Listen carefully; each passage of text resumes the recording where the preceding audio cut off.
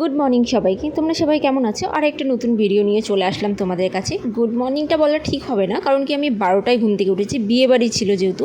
এখন সকাল আমি দেখলাম আমাদের বাড়ির সামনে একটা পুকুর আছে, ওখানে এসে নতুন বউকে স্নান করতে হবে। এটা আমাদের রিচুয়ালের মধ্যে। রিচুয়ালটা দেখার জন্য ঘুম থেকে উঠে দৌড়। কুকুরটাও লাইন দিয়েছে। চুলগুলো আমাকে বেশ জ্বালাচ্ছে আজকাল, ম্যাগির মতো হয়ে আছে।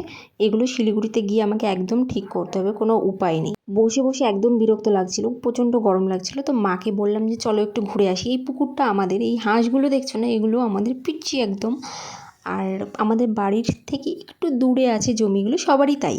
তো এখানে যেহেতু চাষির জমি সব, তো সবার ধান উঠে গেছে, আমাদেরগুলোই ওঠেনি। ধান লাগিয়েছে এখানে। তো মা বললো যে উঠে যাবে আর কয়েকদিন পর, যেহেতু বৃষ্টি প্রচণ্ড হচ্ছে, আমাদের চাষটা একটু লেট করে দেওয়া হয়েছে এই কারণে। ওই দূরে দেখো অনেক ধান গাছ হয়েছে সারি সারি, আরও বড় হবে এগুলো। তারপরে এগুলো সেপারেট করে করে আলাদা আলাদা জায়গায় দেওয়া হবে। আহা কি দারুণ হাওয়া দিচ্ছে, এত ঠান্ডা ঠান্ডা হাওয়া দিচ্ছিল না, খুব ভালো লাগে আমার এই গ্রামের এই হাওয়া পরিবেশ। কিন্তু এই বৃষ্টিকালে একটু প্রবলেম হয়ে যায়। এরপরে সন্ধ্যাবেলা রেডি হয়ে গেলাম চাটা খেয়ে, কিন্তু কিভাবে যাব, প্রচণ্ড বৃষ্টি পড়ছে। ফাইনালি বৃষ্টিটা কমতে দিয়ে এবার আমরা গেলাম, যে দেখি সব ফটো সেশন চলছে। প্রচণ্ড ডান্স করেছি, মানে আমি যেইটুকু টাইম ছিলাম ওখানে মুভমেন্টগুলো প্রচণ্ড এনজয় করেছি ওদিককার গানে। কারণ কি এটা আমি কেন বলছি, আমাদের শিলিগুড়ির এই সাইডে বলো, শহর বাজার এলাকায় পরিবেশ কালচার একদম আলাদা হয়। তো এদিকেও সেম, কিন্তু এদিকের গান কথাবার্তা একটু আলাদা। গ্রামের সাইডে বিয়েবাড়ি হলে না, এখানে দেখেছি আমি অনেক আগে থেকে মাইক বক্স টক্স নিয়ে আছে, এখানে ছোট বাচ্চা থেকে বয়স্ক সবাই এনজয় করে। এরপরে নতুন বউকেও টেনে নিয়ে আসা হয়েছে নাচার জন্য, ও এসে নাচছিল। সব থেকে ভালো লাগে মা কাকিমা বুনু ভাই সবাই নাচছিল, আমার মাও এখানে ভিড়ের মধ্যে নাচছে কোথায়। চলো তোমাদেরকেও একটু ওদিকে গান।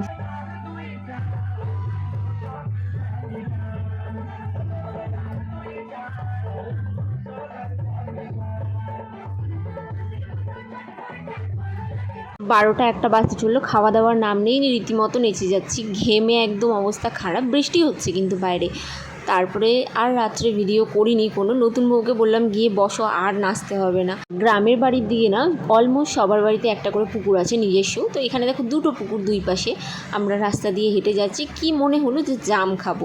সকালবেলা খাওয়া দাওয়া করেই বেরিয়ে গেলাম আমরা, বেশি দূরে না, বাড়ির সামনে। এই পুকুরগুলোতে না মেনটেন করে না বলে দেখো শ্যাওলা হয়ে গেছে। যে দুটো পুকুর দেখালাম, এই দুটোতেই বিশাল বড় বড় মাছ আছে। আর এই মন্দিরগুলো দেখছো না, আগেকার দিনে দাদু ঠাকুমাদের মারা গেলে তাদের মন্দির বানানো হতো। তো এখানে একটা বানানো আছে পাশের বাড়ির না। ছোটোবেলার থেকেই সব বাচ্চাগুলো ট্রেনিং পেয়ে যায়, গাছে ওঠা, সাঁতার কাটা, জলে ঝাঁপ দেওয়া এগুলো। তো আমাদের পাশের বাড়ি একজন পিচ্চি আছে, ও বেশি বড় না, কিন্তু ও আমাকে বললো আমি গাছে উঠতে পারি। আমি দেখি, আমার তো ভয় লাগছিল ওকে দেখে, কিন্তু ও একদম ইজিলি গাছে উঠে গেল। জামগুলো বেশি বড় ছিল না, ছোট সাইজ ছিল, একটু মিষ্টি মিষ্টি ছিল, বেশি না। আর এই দুটো পিচ্চি বলছে মানে তুমি দাঁড়াও, আমি তোমাদেরকে কুড়িয়ে কুড়িয়ে দিচ্ছি। হ্যাঁ, আমি বললাম এগুলো নোংরা। তারপরে ও কী করলো, একটা ডালই ভেঙে দিল আমাদের দিকে, বলছে যে নাও এইটাতে খাও, কত খাবে। কাজের ফাঁকে ফাঁকে যখন আমি এখানে আসি না, আমার যেতে ইচ্ছা করে না, কিন্তু কোনো উপায় থাকে না, আমার নিরুপায়ভাবে আমাকে এখান থেকে যেতে হয়। খুব মনে পড়ে দিনগুলো। এই যেমন আমি এখন ভিডিওটা এডিট করছি, আমার প্রচণ্ড মনে পড়ছে ওই জাম গাছ, ওই বাড়ি। আগে ছোটোবেলায় যে পুকুরগুলো দেখালাম না, ওগুলোতে আমরা স্নানও করে গেছি, এমন অবস্থা। তখন অবশ্য জল পরিষ্কার ছিল, মেনটেন করে রাখতো সবাই। এখন তো আর কারোই সময় নেই, সবাই ব্যস্ত। এদিকে আমি খাচ্ছি টুকটুক করে।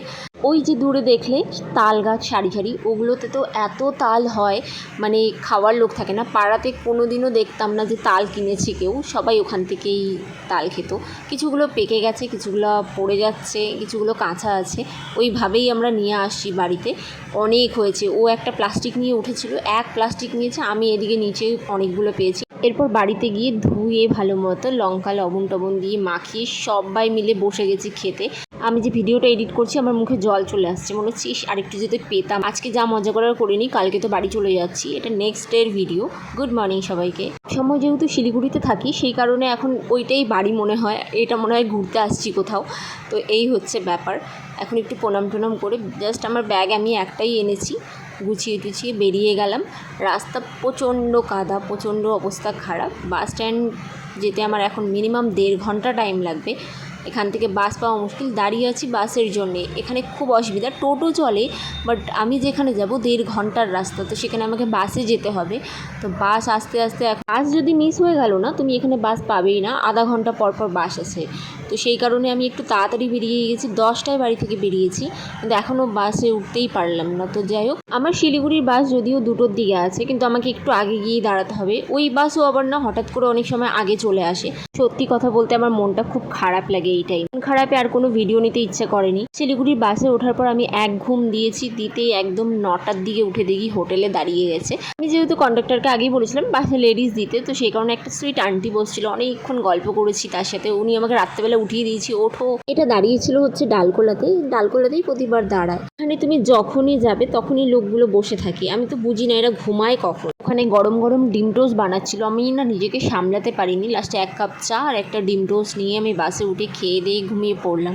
চলো, ভিডিওটা আজকে এই পর্যন্তই, টাটা। অনেক বক করলাম তোমাদের সাথে, কেমন লেগেছে ভিডিওটা একবার কমেন্টে জানিও তোমরা। ভিডিওটা দেখার জন্য তোমাদেরকে অসংখ্য ধন্যবাদ। টাটা সবাইকে।